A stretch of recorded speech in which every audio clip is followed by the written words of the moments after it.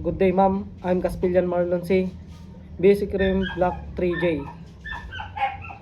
I learned in our subject through the prelim is all about focuses on specialized crimes against person, such such as crime investigation like homicide, murder, and physical injuries, and sexual assault. In our midterm is I learned about the types of gunshot wounds.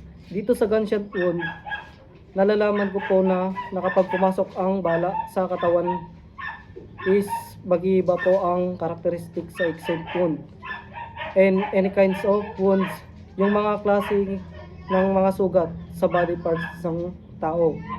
And the finals is talk about postmortem examination and types of virginity. Pinag-aaralan dito ang experience ng isang babae. And the last topic is investigative report.